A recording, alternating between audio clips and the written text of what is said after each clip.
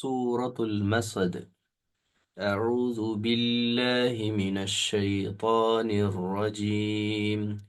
بسم الله الرحمن الرحيم. സൂറത്തുൽ മസദ് 111-ാമത്തെ അധ്യായം മക്കയിൽ അവതരിക്കപ്പെട്ട അധ്യായമാണ്. മക്കി സൂറ എന്നാണ് അറിയപ്പെടുക. മക്കയും മദീനയും അറിയാത്തവർക്ക് വേണ്ടി പറയാണ്. മക്കയിൽ അവതരിക്കപ്പെട്ട സൂറത്തുകളുണ്ട്, മദീനത്ത് അവതരിക്കപ്പെട്ട സൂറത്തുകളുണ്ട്. അപ്പം നബി സല്ലല്ലാഹു അലൈഹി വസല്ലമയുടെ മക്ക കാലഘട്ടത്തിൽ, മക്കയിൽ ജീവിച്ചിരുന്ന കാലഘട്ടത്തിലാണ് ഈ സൂറത്ത് അവതരിക്കപ്പെട്ടത്. ഈ സൂറത്ത് നിങ്ങൾക്ക് എല്ലാവർക്കും അറിയാവുന്ന പോലെ തന്നെ അബൂലഹബുമായിട്ട് ബന്ധപ്പെട്ടുള്ള, അതായത് വേറൊരു ഭാഷയിൽ പറഞ്ഞ നബി സല്ലല്ലാഹു അലൈഹി വസല്ലമയുടെ ഉപ്പയുടെ കാക്ക, ഉപ്പയുടെ ജ്യേഷ്ഠൻ, അദ്ദേഹത്തിൻ്റെ പേര് അബ്ദുൽ ഉസ്സ എന്നായിരുന്നു. അദ്ദേഹത്തിന് ചില പ്രത്യേകതകളൊക്കെ ഉണ്ട്, അതൊക്കെ പറയാം. അതിന് മുമ്പ് ഒരു അത്ഭുതകരമായ ഒരു കാര്യം ഈ സൂറത്തുമായിട്ട് ബന്ധപ്പെട്ട് പറയാണ്. ഏകദേശം ബദർ യുദ്ധത്തോടു കൂടിയാണ് അബൂലഹബിൻ്റെ കഥയൊന്ന് ഞാൻ പറയാം, എന്നിട്ട് ഈ സൂറത്തിലേക്ക് വരാം. അപ്പോൾ ആ കഥയെ നമ്മൾ ഇതോട് ചേർക്കുമ്പോൾ നമുക്ക് വളരെ ഈസി ആയിട്ട് നിങ്ങൾക്ക് കാര്യങ്ങൾ മനസ്സിലാവും. കഥ ഇങ്ങനെയാണ് തുടങ്ങുന്നത്. നമുക്ക് നബി സല്ലല്ലാഹു അലൈഹി വസല്ലമയുടെ പരസ്യ പ്രബോധനം ആരംഭിക്കുന്ന സന്ദർഭത്തിൽ രണ്ട് സമയത്ത്, ഒന്ന് നബി സല്ലല്ലാഹു അലൈഹി വസല്ലം കുടുംബക്കാരെ മുഴുവൻ വിളിച്ചിട്ട് ഒരു സൽക്കാര പരിപാടി നടത്തിയിട്ട് അതിൽ വെച്ചിട്ട് ഞാൻ അള്ളാഹുവിൻ്റെ റസൂലായിട്ട് എന്നെ തിരഞ്ഞെടുത്തിരിക്കുന്നു എന്ന വിഷയം പറയുമ്പോൾ അവിടെ ഒരു നിരാശ കലർന്ന സ്വരത്തിൽ സംസാരിക്കുകയാണ് അബൂലഹബ് ചെയ്തത്. അപ്പോൾ അബൂലഹബ് എന്ന് പറഞ്ഞ മനുഷ്യൻ, അബ്ദുൽ ഉസ്സ എന്ന് പറയുന്ന ഈ മനുഷ്യൻ എന്തുകൊണ്ടാണ് കുടുംബത്തിലും നാട്ടിലും സ്വാധീനം ഉണ്ടായത്? പൈസന്റെ പവറാണ്, മണി പവറാണ്. അപ്പോൾ അദ്ദേഹം എന്നൊന്നും പറയാൻ പറ്റില്ല, ആ മനുഷ്യൻ.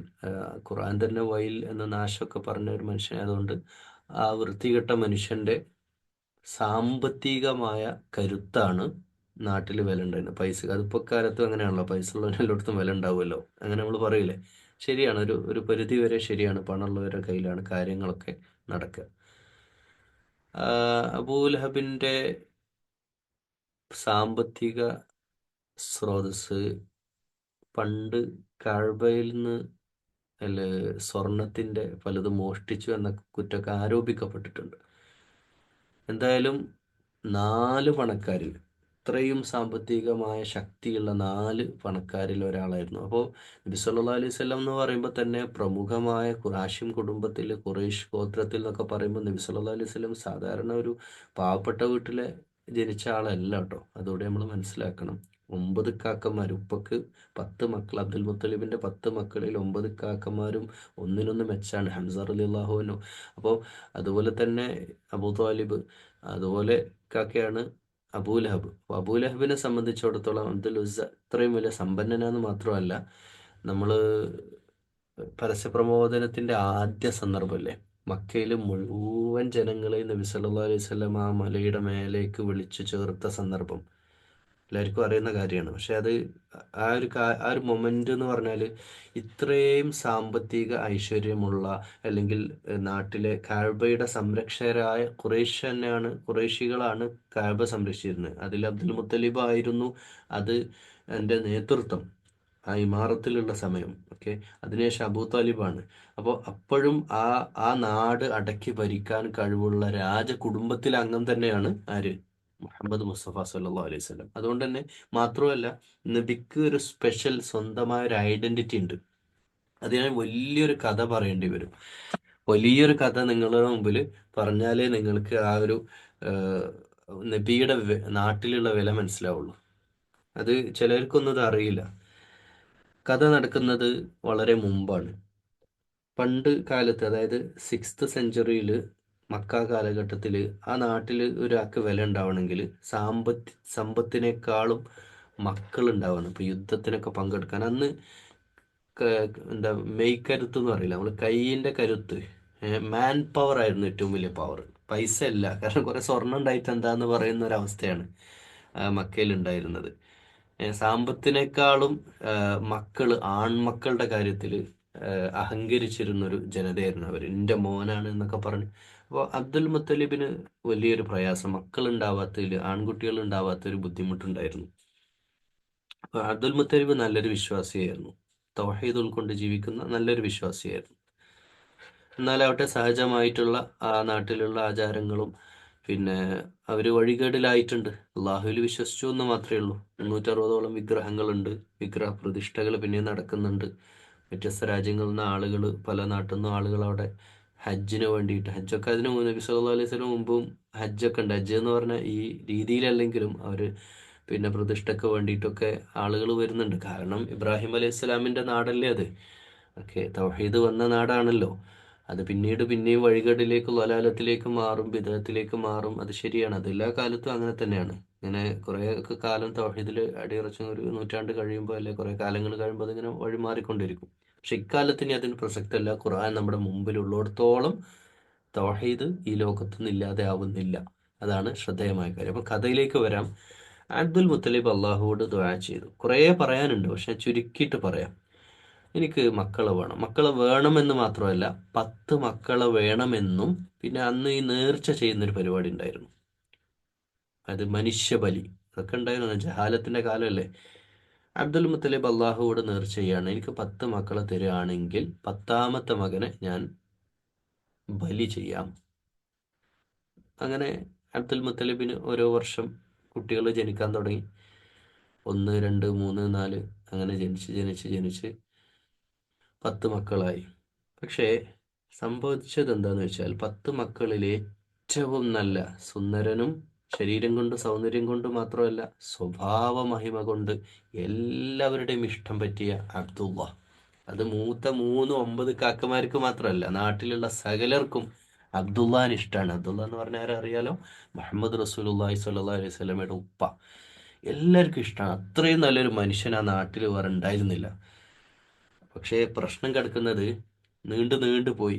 അബ്ദുൽ മുത്തലിബിനെ പ്രതിജ്ഞ നിറവേറ്റാൻ സാധിച്ചില്ല. അദ്ദേഹം ഇങ്ങനെ മനസ്സിൽ ഒരു വിഷമമായിട്ട്, കാരണം അബ്ദുള്ളാനെ വേറെ ഏതാണെങ്കിലും, കാരണം 10ാമത്തെ മകനേന്നാണല്ലോ നേർച്ച. പക്ഷെ അറബികൾക്കൊരു പ്രത്യേകത ഉണ്ട്.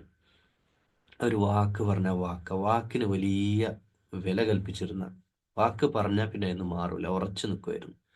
പ്രത്യേകിച്ച് ഇങ്ങനെയുള്ള നേർച്ചയുടെ കാര്യത്തിൽ. അതൊക്കെ അവരുടെ ഒരു കുടുംബ മഹിമയുടെയും ആ ഒരു ആഠ്യത്വത്തിൻ്റെയും ഒക്കെ ഒരു വല്ലാത്തൊരു പാരമ്പര്യത്തിൻ്റെ ഒക്കെ ഒരു ഒരു ഒരു ഒരു ഒരു പ്രധാനപ്പെട്ട സംഗതിയായിട്ട് അവർ ഇതിനെ കണ്ടത്. അപ്പോൾ ആ നാട്ടിലൊക്കെ ഇത് പ്രഖ്യാപിച്ചു കഴിഞ്ഞാണ്, ഗോത്രങ്ങൾക്കിടയിലൊക്കെ, ഞാൻ എൻ്റെ 10ാമത്തെ മകനെ ബലിയർക്കുന്നുള്ളത്. അപ്പം അത് ചെയ്തേ പറ്റൂ അബ്ദുൽ മുത്തലിബിന്. പക്ഷെ അബ്ദുൽ മുത്തലിബിനുള്ള വിഷയം എന്ന് പറഞ്ഞാൽ, മോനെ ഇത്രയും പ്രിയപ്പെട്ട ഒരു മോനാണ്. വേറെ ഏതെങ്കിലും ആണെങ്കിൽ കുഴപ്പമില്ല. ഹംസ റളിയല്ലാഹു അൻഹു ഉണ്ട്, പറഞ്ഞ മക്കൾ, ബാക്കി 9 മക്കളുണ്ട്. അവരൊന്നും അബൂ താലിബ് അടക്കം അവരൊന്നും അല്ല. ഈ മോനെ അതിൽ വലിയ ബുദ്ധിമുട്ടുണ്ടായി. അപ്പോൾ അവിടെയുള്ള പണ്ഡിതന്മാരൊക്കെ ഇരുന്ന് ചർച്ച ചെയ്തപ്പോൾ, അവിടുത്തെ പണ്ഡിതന്മാർ എന്ന് പറഞ്ഞാൽ അവിടെയുള്ള പ്രമാണിമാർ, അപ്പോൾ അവർ ഒരാൾ നിർദ്ദേശം വെച്ചു, നമുക്ക് ഒരു ഒട്ടകത്തെ വെക്കാം, ഒരു സൈഡിൽ ഒട്ടകം, എന്നിട്ടൊരു ഭാഗത്ത് അബ്ദുള്ള, എന്നിട്ട് ട്രോസ് ഇടാം, നറുക്കിടാം. അങ്ങനെ ഒരു നറുക്കിട്ടു. ഒട്ടകത്തിന് തന്നെയാണ് വീണത്. അല്ല, ഒട്ടകത്തിനല്ല, അബ്ദുള്ളക്ക് വീണു. വീണ്ടും നറുക്കിട്ടു. ഒരൊട്ടകത്തെ കൂടെ ചേർത്തിട്ട് വീണ്ടും നറുക്കിട്ടു. അങ്ങനെ അങ്ങനെ ഏകദേശം 100ഓളം ഒട്ടകം ആയപ്പോഴാണ് ഈ ഒട്ടകത്തിന്റെ ഭാഗത്തേക്ക് ബലിക്ക് നറുക്ക് വീണത് എന്നാണ്. അങ്ങനെ കുറേ ഒട്ടകങ്ങൾ അറുത്തു എന്ന് മാത്രമല്ല, ചരിത്രത്തിൽ പറയുന്ന ആ ഒട്ടകത്തിന് ഇറച്ചി പോലും ആളുകൾ വാങ്ങാൻ വിസമ്മതിച്ചു. അത്രയ്ക്ക് ഇഷ്ടമായിരുന്നു അബ്ദുള്ളാന്. അങ്ങനെ അബ്ദുള്ളക്ക് ഏറ്റവും നല്ല, നാട്ടിൽ ഏറ്റവും നല്ലൊരു സ്ത്രീയെ തന്നെ, സൽസ്വഭാവിയായ സദ്വൃത്തയായ ആമിനയെ വിവാഹം കഴിച്ചു കൊടുക്കുകയും, എന്നാൽ വൈകാതെ കുഞ്ഞ് ജനിക്കുന്നതിൻ്റെ മുമ്പ് തന്നെ അബ്ദുള്ള യാത്രാമധ്യേ മരണപ്പെടുകയും ഒക്കെ ചെയ്ത ആ ഒരു സങ്കടം കുടുംബത്തിലും നാട്ടിലൊക്കെ ഒരു സങ്കടത്തിലായിരുന്നു. അപ്പോഴാണ് ഒരു പൊന്നുമോനെ, അബ്ദുള്ളാൻ്റെ മോൻ മുഹമ്മദ് മുസ്തഫ ജനിക്കുന്നത്. അപ്പോൾ നബിയുടെ ജനനവും ചരിത്രമൊക്കെ പറഞ്ഞാൽ വലിയ സംഭവമാണ്. ജനിച്ചു കഴിഞ്ഞ സംഭവങ്ങൾ, അതിനുശേഷം ഉണ്ടായതൊക്കെ, അതൊക്കെ പഠിക്കണം. നമുക്ക് മനസ്സിലേറെ സന്തോഷം ഉണ്ടാകുന്ന കുറേ കാര്യങ്ങളുണ്ട്. പക്ഷെ നബിയെ അങ്ങനെയാണ് അവർ സ്വീകരിച്ചത്. മാത്രമല്ല, നബി സല്ലല്ലാഹു അലൈഹി വസല്ലമയെ അബ്ദുൽ മുത്തലിബ് ബാപ്പല്ലാത്ത മോൻ എന്നുള്ള അർത്ഥത്തിൽ വല്യപ്പ, ഉപ്പാൻ്റെ ഉപ്പയാണല്ലോ, വല്ലാതെ കെയറിങ് കൊടുത്തിട്ടാണ് ചെറുപ്പത്തിൽ നോക്കിയിട്ടുള്ളത്. മാത്രമല്ല, ഈ ഇത് അബ്ദുൽ മുത്തലിബ് ഇരിക്കണ ഒരു സീറ്റ് ഉണ്ട്, പ്രധാനപ്പെട്ട ഒരു സീറ്റാണത്. പിന്നെ കഅബയോട് ചേർന്നിട്ട് അവിടെ വേറെ ആരും കയറിയിരിക്കില്ല. അത് അബ്ദുൽ മുത്തലിബിന്റെ മക്കയിലെ രാജാവ് എന്നുള്ള ഒരു പരിവേഷത്തിൽ ഇരിക്കുന്ന ഒരു പ്രധാനപ്പെട്ട ഒരു സ്ഥലമാണ്. നാട്ടിലെ പല പ്രശ്നങ്ങളും പരിഹരിക്കാനൊക്കെ അവിടെ മുഹമ്മദ് നബി സല്ലല്ലാഹു അലൈഹി വസല്ലം കുട്ടിയായിരിക്കും അവിടെ കയറിയിരിക്കുമ്പോൾ ആളുകൾ പെട്ടെന്ന് റെസ്പെക്ട് കാണിക്കുന്നു. കുട്ടി എന്ന് പറഞ്ഞിട്ട് കുട്ടീനെ എടുത്ത് മാറ്റാൻ വേണ്ടി അടുത്തേക്ക് വരുമ്പോഴത്തേക്ക് അബ്ദുൽ മുത്തലിബ് തടയത്രേ. മോൻ അവിടെ ഇരുന്നോട്ടോ, അവൻ അവിടെ ഇരിക്കണം. എന്ന് വെച്ചാൽ എൻ്റെ ഒരു പിൻഗാമിയായിട്ട് എനിക്ക് എടുത്തു പറയാൻ കാരണം എൻ്റെ 10 മക്കളിൽ അബ്ദുൽ മുത്തലിബിനെ സംബന്ധിച്ച് എൻ്റെ 10 മക്കളിൽ പിന്നെ അതിന് യോഗ്യനായ ഒരാളെ ഒരു കുഞ്ഞായിരിക്കുമ്പോൾ തന്നെ അബ്ദുൽ മുത്തലിബ് അത് തിരിച്ചറിയുന്നുണ്ട് എന്നുള്ളതാണ് ആ ഒരു സത്യത്തെ. കാരണം അബ്ദുൽ മുത്തലിബ് ഒരു സാധാരണ മനുഷ്യനാണെങ്കിലും കുറച്ചൊരു എന്താ പറയാ, ഒരു തത്വജ്ഞാനി കൂടിയാണ്, ഒരു ആലിമായ മനുഷ്യൻ. അതായത് ഇപ്പോ പല സന്ദർഭത്തിൽ ആ കഅബ ആക്രമിക്കാൻ വന്ന സമയത്ത് ജനത്തിന്റെ ഒരു ലീഡറാണ്, ഒരു വലിയ ഒരു ലീഡർഷിപ്പ് ക്വാളിറ്റി അദ്ദേഹം കാണിക്കുന്നുണ്ട്. കഅബയുടെ നാഥനുള്ളിടത്തോളം കാര്യം നമ്മൾ എന്തിനാണ് ഭയപ്പെടുന്നത് എന്ന് വെച്ചാൽ അള്ളാഹുവിൽ അടിയുറച്ച വിശ്വാസം അബ്ദുൽ മുത്തലിബ് ഉണ്ടായിരുന്നു. അപ്പോൾ ആ പാരമ്പര്യത്തിൽ എൻ്റെ പാരമ്പര്യത്തിൽ എൻ്റെ ബാക്കി മക്കളൊക്കെ ഇങ്ങനെ ദുനിയാവും സമ്പത്തും, ഇപ്പോൾ അബൂലഹബിന്റെ കാര്യമാണ് ഇപ്പോൾ നമ്മൾ ചർച്ച ചെയ്യാൻ പോകുന്നത്. അതും ഒരു മോനാണല്ലോ ഇദ്ദേഹം. ഈ മനുഷ്യൻ സമ്പത്ത് ഇങ്ങനെ കുന്നുകൂട്ടി അറുപ്പിശുക്കനായിരുന്നു എന്നാണ് ഈ അബൂലഹബിന്റെ കാര്യം പറഞ്ഞാൽ. അപ്പോൾ നബി സല്ലല്ലാഹു അലൈഹി വസല്ലമയെ സംബന്ധിച്ചിടത്തോളം ആ നാട്ടിൽ വിലയുണ്ട്. പിന്നെ 25-ാം വയസ്സ് വരെയുള്ള നബിയുടെ സല്ലല്ലാഹു അലൈഹി വസല്ലമയുടെ ജീവിതം നമുക്കൊരു ഘട്ടം തന്നെ പറയാം. യുവാക്കൾ അവിടുത്തെ അബൂബക്കർ, ഉമർ അബൂബക്കർ കുറച്ചുകൂടെ പ്രായമുണ്ട്, നബി സല്ലല്ലാഹു അലൈഹി വസല്ലമയുടെ പ്രായമുണ്ട്. പക്ഷേ ഖാലിദ് ബിൻ വലീദ് റളിയല്ലാഹു അൻഹു, ഉമർ റളിയല്ലാഹു അൻഹു, ആ ഒരു ഗ്യാങ്ങിൽ നബി സല്ലല്ലാഹു അലൈഹി വസല്ലം വളരുമ്പോൾ ആ നാട്ടിലെ മൊത്തം ആളുകൾക്ക് വലിയ ഇമ്പ്രഷൻ ഉണ്ടാക്കിയ ഒരു പേഴ്സണാലിറ്റിയാണ് അത്. കുറേ കാരണങ്ങളുണ്ട്. ഒന്ന്, അബ്ദുള്ളാന്റെ മോനാണ്, ഖുറൈശി കുടുംബത്തിലെ അറിയപ്പെട്ട കുടുംബത്തിലെ മോനാണ്. അതിലൊക്കപ്പുറം നബിയുടെ സ്വഭാവമായിരുന്നു എല്ലാവരെയും ഒരുപോലെ കാണുകയും ഒരേ കണ്ണിൽ കാണുകയും അടിമകളെയും ഒക്കെ ഒരേ കണ്ണിൽ കാണുകയും അവർക്ക് വേണ്ടതൊക്കെ കൊടുക്കുകയും സഹായം ചെയ്യുക. അതൊക്കെ അപ്പുറം വിശ്വസ്തത എന്ന് പറഞ്ഞ സത്യസന്ധതക്കും വിശ്വസ്തതക്കും ഒന്നും ഒരു വിലയില്ലാത്ത നാടിനി മക്ക. വിശ്വസ്തതയായിരുന്നു നബി സല്ലല്ലാഹു അലൈഹി വസല്ലമയെ. അങ്ങനെ അതായത് നമുക്കറിയാലോ, ശത്രുക്കൾ വരെ നബി സല്ലല്ലാഹു അലൈഹി വസല്ലമയുടെ അടുക്കാണ് പൈസയൊക്കെ കൊണ്ടുകൊടുക്കുക എന്ന് പറഞ്ഞില്ലേ. അപ്പൊ വിശ്വസ്തനായിരുന്നു നബി സല്ലല്ലാഹു, അമീനാണ്. അതുകൊണ്ട് തന്നെയാണ് പിന്നെ ഖദീജ റളിയല്ലാഹു അൻഹു ആയിട്ടുള്ള ആദ്യ ബന്ധം അതൊരു അഫെയർ എന്ന് നമുക്ക് ഇന്നത്തെ ഭാഷയിൽ പറയാം. ഖദീജ ബീവിക്ക് ഒരു ക്രഷ് തോന്നാന്ന് പറയില്ലേ, നമുക്ക് ഒരു ഇഷ്ടം തോന്നിയതിന്റെ കാരണവും ഈ വിശ്വാസ്യതയുടെ പേരിലാണ്. ഒരു നല്ല മനുഷ്യനെ കണ്ടപ്പോൾ ഒരിക്കലും ഇനി വിവാഹം കഴിക്കില്ല എന്ന് തീരുമാനിച്ച വിധവയായിട്ടുള്ള ഖദീജ, അതും 40 വയസ്സായിട്ടുണ്ട്. എന്നാലാവട്ടെ നാട്ടിൽ അതിസമ്പന്നയാണ്. എല്ലാം കൊണ്ടും ഒരു നല്ലൊരു സ്ത്രീയായിരുന്നു ഖദീജ റളിയല്ലാഹു തആല അൻഹ. അപ്പോൾ ഖദീജ ബിവിയെ പ്രപ്പോസ് ചെയ്യുന്ന, അങ്ങോട്ട് പ്രപ്പോസ് ചെയ്യാണ് നബി സല്ലല്ലാഹു അലൈഹി വസല്ലമയെ. അങ്ങനെ വിവാഹം നടക്കുന്നു ഒക്കെ ആണ്. അതുകൊണ്ട് തന്നെ സാമ്പത്തികമായിട്ടും കുടുംബപരമായിട്ടും എല്ലാം കൊണ്ടും സൽപ്പേര് കൊണ്ടും നാട്ടില് നല്ല വിലയുള്ള വ്യക്തിയാണ് മുഹമ്മദ് റസൂലുള്ളാഹി സ്വല്ലല്ലാഹു അലൈഹി വസല്ലം. അതുകൊണ്ട് 40-ാമത്തെ വയസ്സിൽ നുബുവത്തിന്റെ പ്രവാചകത്വത്തിന്റെ പരസ്യ പ്രബോധനത്തിന്റെ ആദ്യഘട്ടത്തിൽ മലയിൽ മുകളിലേക്ക് വിളിച്ചു ചേർത്ത് സകല ജനങ്ങളെയും വിളിച്ചു ചേർത്ത്. അപ്പൊ എല്ലാവരും ഉണ്ട്, തൻ്റെ ഉപ്പന്റെ ജ്യേഷ്ഠന്മാരുണ്ട്, ഉപ്പന്റെ നാട്ടുകാരുണ്ട്, എല്ലാവരും ഉണ്ട്. നബിക്ക് അത്രയും പവറാണ്. നബി അങ്ങ് വന്നോടുകൂടെ, അവിടെ കയറി നിന്നോടുകൂടെ 40 വയസ്സായില്ലേ, 40ന്റെ മേലെ ആയിട്ടുണ്ട്, അത്രയും ജനങ്ങൾ മുഴുവനും വന്നു. എല്ലാവരും മുമ്പിൽ വെച്ചിട്ട് നബി സല്ലല്ലാഹു അലൈഹി വസല്ലം ഒരു ക്വസ്റ്റ്യൻ ചോദിക്കുന്നുണ്ട്. സഹാബ, എൻ്റെ പ്രിയമുള്ള നാട്ടുകാരെ, പ്രിയപ്പെട്ടവരെ, ഈ മലയുടെ പിൻഭാഗം നിങ്ങൾക്ക് കാണാൻ പറ്റില്ല, ഞാനിവിടെ നോക്കിയിട്ട് കാണുന്നുണ്ട്. അവിടുന്ന് അതിശക്തമായൊരു സൈന്യം നമ്മളെ മക്ക ആക്രമിക്കാൻ വേണ്ടി വരുന്നുണ്ട് എന്ന് ഞാൻ പറഞ്ഞാൽ നിങ്ങൾ വിശ്വസിക്കുമോ? ഉടനെ എല്ലാവരും ഒന്നടങ്കം, ഒരാൾക്കും ഒരു സെക്കൻഡ് വോയിസ് ഇല്ല. വിശ്വസിക്കും, അൻത അമീൻ, നീ അമീനാണ്, നീ വിശ്വസ്തനാണ്, നീ പറഞ്ഞോ റസൂലെ, അല്ലെ റസൂലെ എന്നല്ല, അപ്പം മുഹമ്മദ് പറഞ്ഞോ. മുഹമ്മദ് എന്ന് ശരിക്ക് ഞാൻ രോമാഞ്ചുണ്ടാക്കുന്ന ഒരു വർത്താനം അതിൻ്റെ അടുക്ക് പറയട്ടെ. രോമാഞ്ചുണ്ടാക്കുന്ന പറഞ്ഞാൽ മുഹമ്മദ് എന്ന വാക്കുണ്ടല്ലോ, നബി സല്ലല്ലാഹു അലൈഹി വസല്ലമയെ ഈ മുഹമ്മദ് എന്ന വാക്കിന് വലിയ സ്ഥാനമുണ്ട്. ഇപ്പോഴും അറബ് ലോകത്ത് ഒരു പരിചയമില്ലാത്ത ഒരാളെ കണ്ടാൽ, ഒരു മുസ്ലിമായ നല്ല മനുഷ്യനാന്ന് തോന്നിയ മുഹമ്മദ് എന്നാ വിളിക്കുക. എന്ന് വെച്ചാൽ മുഹമ്മദ് എന്ന് പറയുമ്പോൾ അന്ത മുഹമ്മദ് എന്നാ ആളുകൾ പറയാം. അന്ത മുഹമ്മദ്, മാഷാ അല്ലാ, മുഹമ്മദ് എന്ന് വെച്ചാൽ മുഹമ്മദീയനാണ്. ഇപ്പം നമ്മൾ അഫ്ഗാനിസ്ഥാൻ, പാകിസ്ഥാൻ അല്ലെങ്കിൽ ഇന്ത്യയിലെ തന്നെ ഉത്തരേന്ത്യയിലൊക്കെ യാത്ര ചെയ്ത് അല്ലെ അവിടെ ആളുകളൊക്കെ സംസാരിച്ചാൽ മുസ്ലിങ്ങളെ പറ്റി മുസ്ലിങ്ങൾ എന്ന് പറയുന്നതിനേക്കാൾ മുഹമ്മദീയർ, ഏഹ് ഏഹ് അങ്ങനെ പറയാം, മുഹമ്മദിന്റെ ആൾക്കാർ അല്ലെ മുഹമ്മദായ ആളുകൾ. മുഹമ്മദ് എനിക്ക് പേഴ്സണലായിട്ട് യു എയിൽ ഒരിക്കൽ ഒരു സഹോദരിനെ ഹെൽപ്പ് ചെയ്തപ്പോൾ ഒരു കാര്യത്തിൽ ഹെൽപ്പ് ചെയ്തു. അപ്പോൾ ഹെൽപ്പ് ചെയ്തപ്പോൾ ഓ മുഹമ്മദ് എന്നാ പറയുന്നത് എന്നെ. അപ്പോൾ ഞാൻ പറയാം എന്താ, ഞാൻ അസ്ലം, എൻ്റെ പേര് അസ്ലം, ഇസ്മി അസ്ലം എന്ന് പറഞ്ഞ ഞാൻ മുഹമ്മദ്. അപ്പോൾ ആ മുഹമ്മദ് എന്നാണ് അവർ പിന്നെയും പിന്നെയും വിളിക്കുന്നത്. പിന്നെയും പറഞ്ഞപ്പോൾ പിന്നെയും മുഹമ്മദ് എന്നാണ് പറയും. പിന്നെ ഒരിക്കൽ ഒരു യാത്ര ചെയ്യുന്ന സമയത്ത് ഒരാളെ അറബി എന്നെ കയറ്റിയപ്പോൾ അയാളും വിളിച്ച് മുഹമ്മദ് മുഹമ്മദ് എന്ന് പറഞ്ഞിട്ടാണ് സംസാരിക്കുന്നത്.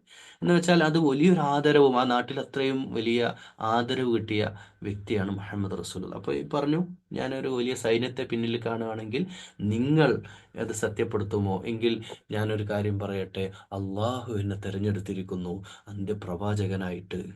അപ്പം ഇതിൽ ആലിമീങ്ങളായ മനുഷ്യരുണ്ട് ഈ സദസ്സിൽ. അതായത് ഇവിടെ പ്രവാചകനായിട്ട് തെരഞ്ഞെടുത്തിരിക്കുന്നു എന്ന് പറയുമ്പോൾ ആ കാലഘട്ടത്തിലെ ലോകത്തെ മുഴുവൻ ജൂതന്മാരും ക്രൈസ്തവരും കാത്തിരിക്കുന്ന, ഒരു പക്ഷേ ഹൈന്ദവ വേദഗ്രന്ഥങ്ങളിലും പിന്നെ മുഹമ്മദ് നബി സല്ലല്ലാഹു അലൈഹി വസല്ലമയുടെ വരവിനെ പറ്റി പറഞ്ഞിട്ടുണ്ട് എന്നാണ് ആധികാരികമായിട്ട് പറയുന്നത്. അപ്പം ഈ വേദങ്ങളൊക്കെ കഴിഞ്ഞ നൂറ്റാണ്ടുകളെല്ലാം കാലം കാത്തിരുന്ന അന്ത്യപ്രവാചകൻ അറബിയായിരിക്കുന്നു. ഒരിക്കലും നമ്മുടെ ജൂത സഹോദരങ്ങളോ ക്രൈസ്തവ ലോകമോ യൂറോപ്പോ ഒന്നും അവർ എക്സ്പെക്ട് ചെയ്തിട്ട് പോലുമില്ല. അവർ കാത്തിരിക്കുകയായിരുന്നു ഈ വിമോചകന് വേണ്ടിയിട്ട്. പക്ഷെ അത് അറബി ആകുമെന്ന്. അതുകൊണ്ടാണ് മെയിൻ അവിടെ ഒരു പ്രശ്നം വന്നത്. അവിടെ ശരിക്കും ഈ ഭാഷാപരവും അല്ലെങ്കിൽ പിന്നെ അറബി ആയി എന്നത് കൊണ്ട് മാത്രമാണ് ഈ നല്ലൊരു ശതമാനം ആളുകളും ഇങ്ങോട്ട് ഇസ്ലാമിലേക്ക് വരാനുള്ള ഒരു തടസ്സമായിട്ടുണ്ടായിരുന്നു. അല്ലെ എന്നോ അത് അള്ളാഹുവിൻ്റെ തർത്തീബാണ്. നമുക്കതിനെപ്പറ്റി അതിൻ്റെ യുക്തി എന്താ നമുക്ക് ഇപ്പോൾ ആലോചിച്ചിട്ട് കാര്യമില്ല. എന്നാലും നമ്മൾ ആ വിഷയം പറഞ്ഞു എന്നേ ഉള്ളൂ. പക്ഷേ അങ്ങനെയുള്ള ആ ഒരു മൊമെന്റിൽ ഉറപ്പാണ് ആ ജനത മുഴുവൻ, മക്ക മുഴുവൻ ഒറ്റയടിക്ക് നബിയിലേക്ക് എത്തിച്ച നബിയെ അംഗീകരിക്കും എന്നുള്ളതിൽ യാതൊരു സംശയമില്ല എന്നുള്ള മൊമെന്റിലാണ് നമ്മുടെ സാക്ഷാൽ അബൂലഹബ് ഓ എന്നെയാണോ കിട്ടിയത് നബിയാക്കാൻ, അയാളുടെ അഹങ്കാരവും ജാടയും പൊങ്ങച്ചവുമാണ് അവിടുന്ന് ആ ഒരു വർത്താനം, ആ ഒരു ഡയലോഗ്. കാരണം കുടുംബത്തിലൊരംഗം, അതും നാട്ടിലെ ഏറ്റവും സമ്പന്നരായ 4 പേരിൽ ഒരാൾ, ഇങ്ങനെ ഒരു വലിയ നന്മ, ഒരു പക്ഷേ ഈ ഒരു ബദർ യുദ്ധവും ഒന്നും നടക്കേണ്ടി വരുന്നില്ല. അതൊക്കെ ചരിത്രത്തിൽ ആവശ്യമാണ്, നമുക്ക് പിന്നീട് മനസ്സിലാവും. അതൊക്കെ ഉണ്ടായത് കൊണ്ടാണ് പിന്നീടുള്ള പലതും നടന്നത്, അത് വേറെ വിഷയം. പക്ഷേ മദീന യാത്രയും ഒന്നും ഉണ്ടാവും. പക്ഷെ മദീന ഉണ്ടായത് ഇതുകൊണ്ടാണ്. ഓക്കെ, അതിൽ നന്മയെ നമ്മൾ കാണാതെ പോകരുത്. പക്ഷേ ആ ഒരു സന്ദർഭത്തിൽ എല്ലാവരും 90% ആളുകളുടെ മനസ്സിലേക്ക് ഇത് ബോധ്യപ്പെട്ട സംഗതിയാണ്. പക്ഷേ പ്രമാണിമാരായ ആളുകൾ പിന്നെയും അവർ മീറ്റിംഗ് കൂടുന്നുണ്ട്. അബൂലഹബ് അടക്കമുള്ള ആളുകൾ കൂടിയിട്ട് ചർച്ച ചെയ്യുന്നുണ്ട്. മുഹമ്മദിന് ഇത് ഏൽപ്പിച്ചു കൊടുക്കാൻ പറ്റൂല, അങ്ങനെ ഇല്ല എന്ന് പറഞ്ഞാൽ അതിനെ നിഷേധിക്കുന്നതിന്റെ പിന്നിൽ കാരണം ഈ ഇലാഹ ഇല്ലല്ലാഹ് അംഗീകരിക്കുന്നതോടുകൂടെ മക്കയിലെ സകല ബിസിനസ്സും പൂട്ടും. പിന്നെ ഒരു കഅബ മാത്രമേ ഉണ്ടാവുള്ളൂ. കാരണം ബാക്കി ഇവരുടെ മെയിൻ ബിസിനസ് ഈ ബിംബങ്ങളെ കച്ചവടം ചെയ്യുക, ബിംബങ്ങളെ കൊണ്ടുവന്ന് പ്രതിഷ്ഠിച്ച് തിരിച്ച് അവരെ നാട്ടിലും കൊണ്ട് പ്രതിഷ്ഠിക്കുക, ആ യാത്രയൊക്കെയാണ്. അപ്പം മക്കയുടെ സ്ഥിതി എന്താ? അബൂ സുഫിയാനൊക്കെ സത്യം ബോധ്യപ്പെടാത്ത, അബൂ സുഫിയാന്റെ പെങ്ങളെയാണ് ഈ അബൂലഹബ് കല്യാണം കഴിച്ചിട്ടുള്ളത്.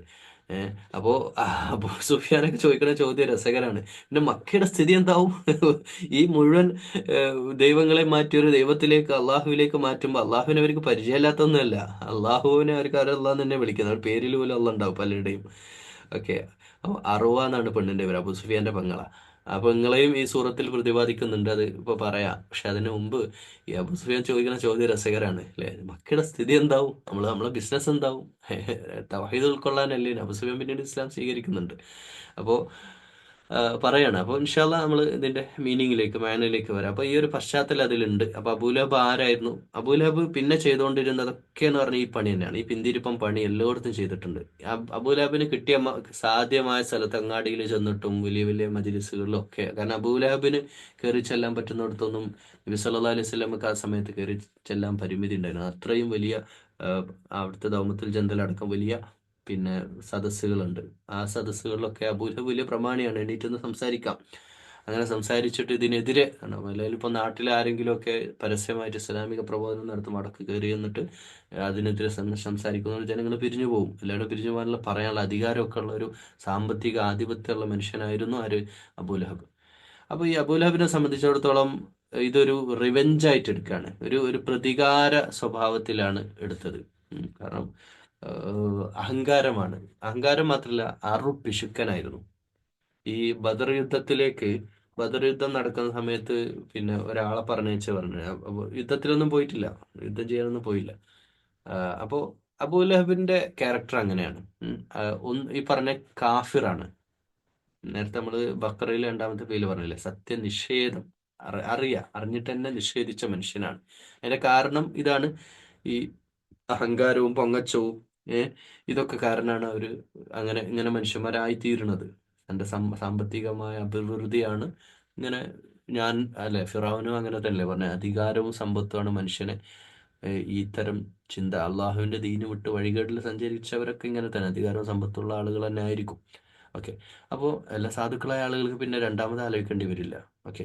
പക്ഷെ ഈ അബൂലഹബിന്റെ ഏറ്റവും ഈ സൂറത്തുമായിട്ട് ബന്ധപ്പെട്ട് പറയുന്ന ഏറ്റവും ആശ്ചര്യജനകമായ ഒരു കാര്യം എന്ന് പറഞ്ഞാൽ, ഈ സൂറത്ത് ഇറങ്ങിയിട്ട് മാസങ്ങൾക്ക് ശേഷമാണ് പിന്നെ ബദർ യുദ്ധം ഉണ്ടാവുന്നതും. അല്ലെ, 6 മാസത്തെ മക്കി സൂറത്താണ്. മദീനയിലെത്തി, പിന്നെ ബദർ യുദ്ധം ഉണ്ടായി, അതിനുശേഷമാണ് അബൂലഹബ് നശിച്ചു പോണത്.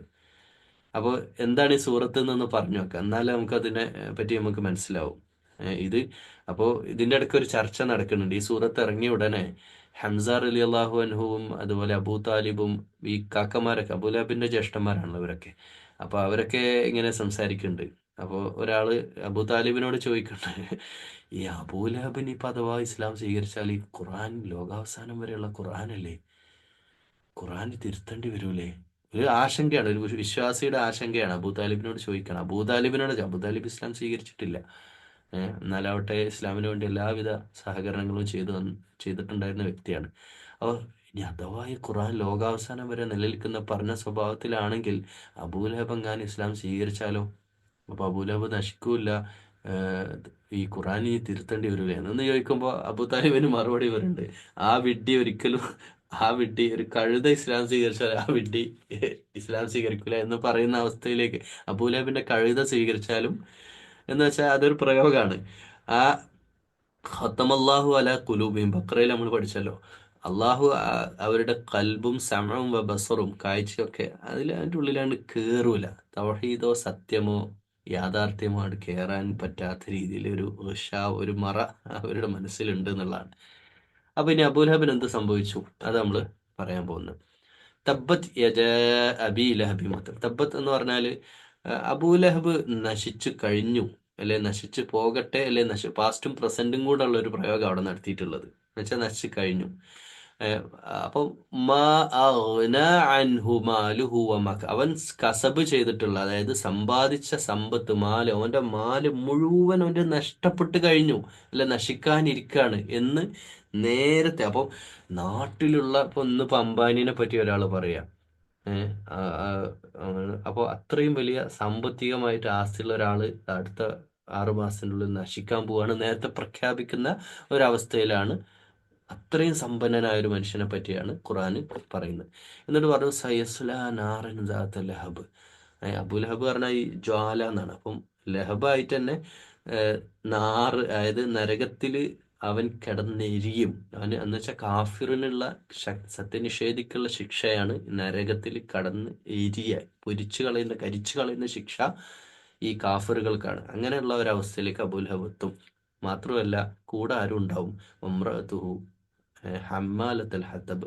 ഈ ഹമ്മാലത്തുൽ ഹത്തബ് എന്ന് പറഞ്ഞാൽ ഒരു നാടൻ പ്രയോഗമാണ്. പക്ഷെ ആ പ്രയോഗം അതിന്റെ നേരിട്ട മീനിങ് അല്ല, ഇൻഡയറക്റ്റ് ആയിട്ട് ഒരു മീനിങ് ഉണ്ട്. വിറക് ചുമട്ടുകാരി എന്നാണ് അതിന്റെ അർത്ഥം. ഹമ്മാലത്തിൽ, അതായത് വിറക് ചുമന്ന് നടക്കുക. അതായത് വിറക് എന്ന് പറഞ്ഞാൽ അന്നത്തെ കാലത്ത് ഒരു ഒരു ഒരു സ്ഥലത്ത് പോയിട്ട് കത്തിക്കാൻ ഉപയോഗിക്കുന്ന, എന്ന് വെച്ചാൽ കത്തിക്കുക എന്ന് വെച്ചാൽ ന്യൂസ് കൊണ്ടുപോയിട്ട് കത്തിക്കുക, തെറ്റായ ന്യൂസ്, ഫേക്ക് ന്യൂസ് കൊണ്ടുപോയിട്ട് കത്തിച്ച് ഈ അബൂലഹബിന്റെ പ്രവർത്തനത്തിന് എല്ലാവിധ, ഇവരുണ്ടാക്കിയത് ഞാൻ പറഞ്ഞല്ലോ, മുനാഫിക്കുകളും കാഫിറുകളും ഇസ്ലാമിനുണ്ടാക്കിയത് ചില്ലറ പ്രയാസങ്ങളൊന്നും അല്ല.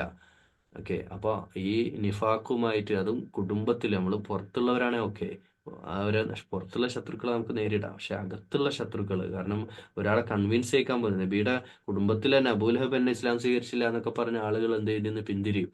അപ്പൊ അങ്ങനെ ദ്രോഹിച്ച ഒരു വ്യക്തി കൂടിയാണ് നബി സല്ലല്ലാഹു അലൈഹി വസല്ലം. നടന്നു പോകുന്ന വഴിയിൽ മുള്ളു കൊണ്ടിടുക, ഉപദ്രവിക്കുക, അതൊക്കെ ചെയ്ത ആൾ കൂടിയാണ് ആര്, അബൂലഹബിന്റെ ഭാര്യ. ഫി ജീദിഹ ഹബ്ലും മിൻ മസദ്. അപ്പോ അവളുടെ പിന്നെ കഴുത്തിലൊരു, പിന്നെ എന്താ പറയാ, ഒരു ഹബില്, ഒരു കയറുണ്ടാവുന്നതാണ്. എന്ന് വെച്ചാൽ അത്രക്കും അവളെ ബന്ധിച്ചിട്ട് അവർക്ക് അത്രയും കഠിനമായൊരു ശിക്ഷയാണ് അവൾക്ക് ഉണ്ടാവുക എന്നുള്ളത്. അപ്പം ഈ രണ്ടുപേരെയും ഇതിൽ ശപിക്കുകയാണ്. ഇനി അബൂലഹബിന് എന്ത് സംഭവിച്ചു നമ്മളൊന്ന് പഠിക്കാൻ പോവാണ്. അബൂലഹബിന് സംഭവിച്ചത് ബദർ യുദ്ധത്തിന് ശേഷം നാട്ടിൽ എത്തിയ, അതായത് നാട്ടിൽ വളരെ സങ്കടത്തിലായിരുന്നു അബൂലഹബ് ഉണ്ടായിരുന്നത്. അബൂലഹബിന്റെ സാമ്പത്തിക ബിസിനസ് പാർട്ട്നേഴ്സ് ഒക്കെ ഒരുവിധം പൊട്ടി പാളീസായി. അന്ന് നമ്മളെല്ലാത്ത പറയല്ലേ, എല്ലാം തകർന്നടിഞ്ഞു. നമ്മളെ യുദ്ധം കഴിഞ്ഞിട്ട് തിരിച്ചു വന്നപ്പോഴത്തേക്ക് പിന്നെ മൃഗപ്പെട്ട ആളുകൾ മരണപ്പെടുകയും ചെയ്തു. മരണപ്പെടുകയല്ല, കൊല്ലപ്പെടുകയും ചെയ്തു യുദ്ധത്തിൽ. അപ്പോൾ അബൂലഹബ് വിചാരിച്ചത് വളരെ ഈസി ആയിട്ട് ബദറിൽ തന്നെ മദീന മൊത്തം അതായത് മുഹമ്മദും കൂട്ടരും സല്ലല്ലാഹു അലൈഹി വസല്ലം അവരങ്ങനെ തീരുമാനാക്കി, നിങ്ങൾ പോരി, ഇനിയിപ്പോ നോക്കണ്ട, നിങ്ങൾ അങ്ങ് തീർത്താളി.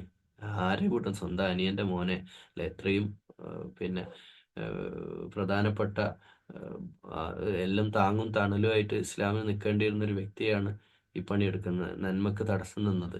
അപ്പോൾ ഈ അബൂലഹബിനെ അള്ളാഹ് കൊടുത്ത ശിക്ഷ എന്ന് പറഞ്ഞാൽ, ഒന്ന് സമ്പത്ത് എല്ലാം പോയി.